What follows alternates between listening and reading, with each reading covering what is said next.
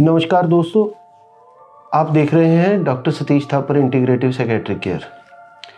दोस्तों, आज हम एक क्रॉनिक इलनेस के बारे में डिस्कस करेंगे जिसको कि स्किज़ोफ्रेनिया बोला जाता है।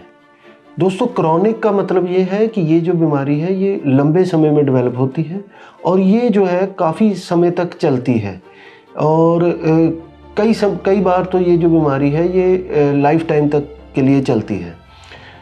इसको आइडेंटिफाई करना सबसे पहला बहुत ज़रूरी है। जो आइडेंटिफिकेशन के लिए जिसको हम सिम्टम्स बोलते हैं, इसके दो तरह के सिम्टम्स होते हैं। एक पॉजिटिव सिम्टम्स होते हैं, एक नेगेटिव सिम्टम होते हैं। सबसे पहले हम पॉजिटिव सिम्टम्स के बारे में बात करेंगे। पॉजिटिव का मतलब ये है कि जो नॉर्मल इंसान के बिहेवियर में कुछ एडिशनल चीज़ें आ जाती हैं जिसको कि पॉजिटिव सिम्टम्स बोला जाता है। ये जो सिम्टम है ये धीरे धीरे डेवलप करते हैं और ये जो है 1 महीने से लेके 6 महीने के बीच में ये डेवलप होते हैं। इसमें सबसे पहले डिस्कस करते हैं हेलुसिनेशंस। हेलुसिनेशंस का मतलब है कि कुछ ऐसी चीज़ें या तो इंसान को आवाज़ें सुनाई देती हैं जो कि उसके अनुसार वो रियल आवाज़ें होती हैं, और यहाँ जो दूसरी चीज़ें हैं कि कुछ केसेस में जो है चीज़ें दिखाई देनी शुरू हो जाती हैं। तो इसमें जो हेलुसिनेशंस होती हैं स्किज़ोफ्रेनिया में, ज़्यादातर जो हेलुसिनेशंस होती हैं वो कमेंटिंग टाइप की हेलुसिनेशन होती हैं। वो रनिंग कमेंट्री देती हैं, दो आवाज़ें पेशेंट के बारे में आपस में बात करती होंगी जो कि उसके एक्ट्स को, उसके थॉट्स के बारे में रनिंग कमेंट्री देती होंगी। विजुअल हेलुसिनेशंस भी हो सकती हैं जिसका भाव ये है कि उसको कुछ चीज़ें दिख रही हैं, वो भी हो सकती हैं, लेकिन वो कम होती हैं बनिस्बत के ऑडिटरी हेलुसिनेशंस के। इसके साथ एक और सिम्टम जो पॉजिटिव सिम्टम होता है वो उसको हम बोलते हैं डिल्यूजन।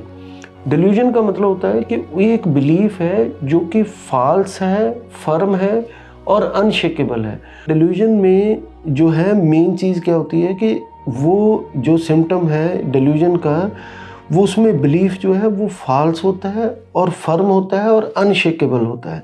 कहने का मतलब ये है कि वो उसके हिसाब से वो बात बिल्कुल ठीक है, आप उसको जितना मर्जी उसके अगेंस्ट तर्क देते रहो या एविडेंस प्रोड्यूस करते रहो, वो उस चीज़ को जो पेशेंट है वो मानता नहीं है कि ये बात गलत है या ये मेरा जो बिलीफ है ये झूठा है या ये इसका कोई आधार नहीं है। जिसमें कि पेशेंट को ये लगता है कि जो उसके आसपास के लोग हैं, जिसमें फैमिली मेम्बर भी हो सकते हैं, कोई पड़ोसी हो सकता है, कोई ऑफिस का इंसान हो सकता है, कि ये जो लोग हैं ये मेरा नुकसान करना चाहते हैं। इसमें कई बार ये देखा गया है कि पेशेंट जो है घर में खाना छुपा देता है या फेंक देता है, ये कह के कि आपने इसमें कुछ जहर मिलाया है, आप मुझे मारना चाहते हैं। इसी तरह कुछ और भी डिल्यूजन होती हैं जिसमें कि उसको ये लगता है कि लोग जो हैं वो मेरे बारे में बातें कर रहे हैं, मेरा मजाक उड़ा रहे हैं। इस तरह की कुछ डिल्यूजन्स हैं, हो सकती हैं। इसके अलावा एक और मेजर जो पॉजिटिव सिम्टम होता है जिसको कहते हैं कि थॉट डिस्टर्बेंस। थॉट का दोस्तों, किसी के भी थॉट को जानने का सबसे अच्छा तरीका है उसकी स्पीच।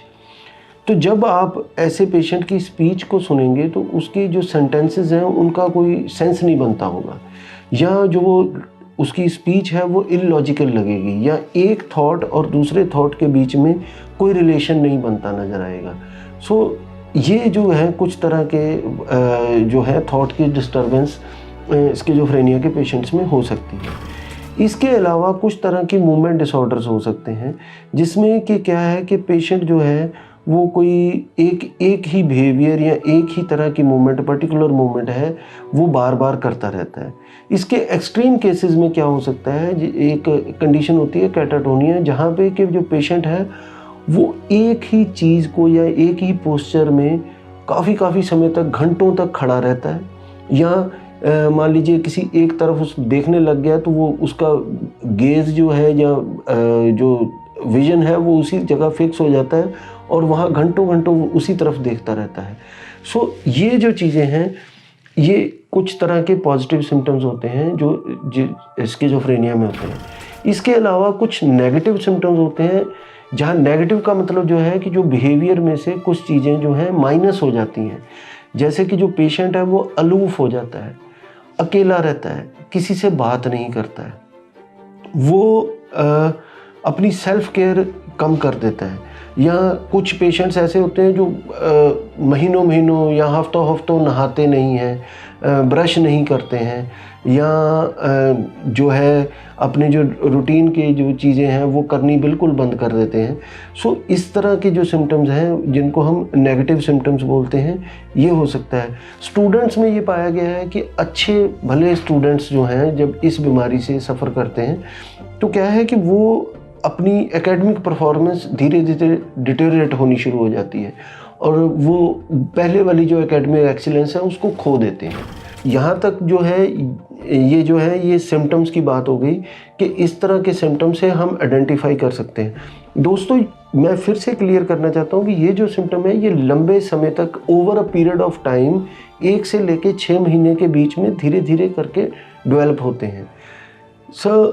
जहाँ तक ट्रीटमेंट की बात है, इसका जो ट्रीटमेंट है, क्योंकि जैसे पहले मैंने बताया कि ये एक क्रॉनिक इलनेस है, सो इसका जो ट्रीटमेंट है वो लंबा चलता है।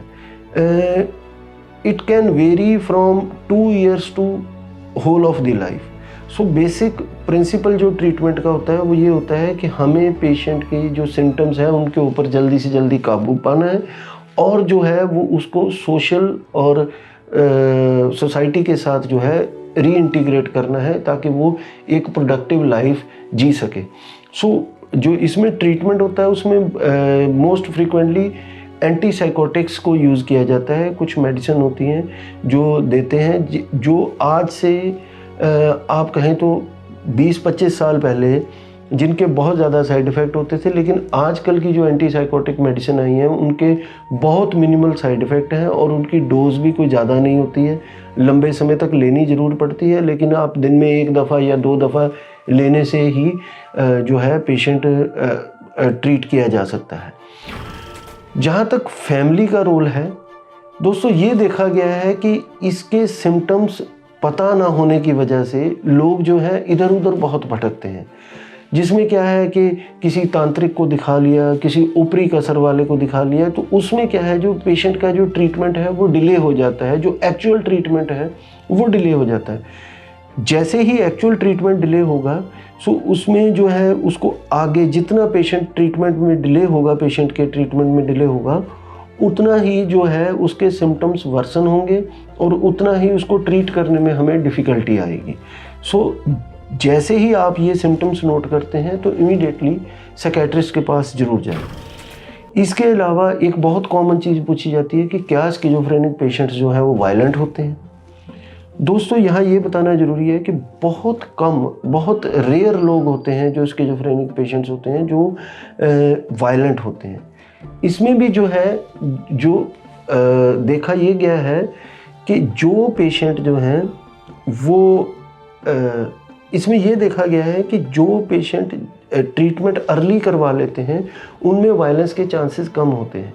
जहाँ पेशेंट को कमांड की हेलुसिनेशन, ऐसी आवाज़ें आती हैं जहाँ पेशेंट को ये डायरेक्शन दी जाती है आवाज़ की तरफ से कि तुम फलाने का नुकसान कर दो या फलाने को हिट करो, उसी केसेस में जो है पेशेंट जो है वो डेंजरस होता है। अदरवाइज़ पेशेंट जो है ये मोस्ट ऑफ द पेशेंट जो हैं वो वायलेंट नहीं होते हैं। जहाँ तक फैमिली का एक और रोल, इम्पॉर्टेंट रोल है, वो ये है कि उसकी पेशेंट की दवाई मॉनिटर करनी है और उसको रेगुलरली दवाई देनी है। हमें ये समझना होगा कि ये जो पेशेंट के बिलीफ्स हैं इनको हम इसको डांट के, इसको बुरा भला बोल के ये बिलीफ्स चेंज नहीं कर सकते। तो कहीं ना कहीं हमें ये एडमिट करना पड़ेगा कि जो उसके बिलीफ हैं वो उसके अकॉर्डिंग रियल हैं, जो आवाज़ें हैं, जो उसको आवाज़ें आ रही हैं वो उसके अकॉर्डिंग जो आवाज़ें हैं वो रियल हैं। सो उसको प्यार की ज़रूरत है, एम्पैथी की ज़रूरत है, उसको घर के लोगों को उसकी दवाई की मॉनिटरिंग की ज़रूरत है और रेगुलर डॉक्टर के पास ले जाना बहुत ज़रूरी है। इसके साथ साथ एक चीज़ और देखिए कि क्योंकि ये बीमारी जो है ये लंबी चलने वाली है, तो जो फैमिली मेम्बर है वो कई बार एग्जॉस्ट हो जाते हैं ऐसे पेशेंट का केयर करते करते। सो हमारी सजेशन ये रहेगी कि फैमिली में जो है एज ए टीम काम किया जाए और टीम वर्क्स के साथ 2 या 3 लोग जो हों वो जो पेशेंट की केयर करें। यदि एक सिंगल केयर गिवर है पेशेंट का, तो वो जो सिंगल केयर गिवर है वो कुछ समय बाद थोड़े टाइम के लिए ब्रेक ज़रूर ले ले, जिसमें रिस्पॉन्सिबिलिटी वो किसी और के ऊपर शिफ्ट कर दे, क्योंकि ट्रीटमेंट लंबा चलने वाला है और केयर भी जो है इस पेशेंट की लंबी चलने वाली है। दोस्तों, इस वीडियो का मकसद ये है कि जो सिम्टम्स हैं वो हम उसको अर्ली आइडेंटिफाई करें, अर्ली ट्रीटमेंट कराएं, फालतू के वहमों और भरमों से बचें, और क्योंकि लंबा ट्रीटमेंट है सो कमर कस के और मरीज़ के साथ उसको अपना समझ के, अपना फैमिली मेम्बर समझ के उसके साथ लगे रहें। और अगर रेगुलर ट्रीटमेंट होगा तो पेशेंट का रिस्पॉन्स डेफिनेटली अच्छा आएगा। धन्यवाद।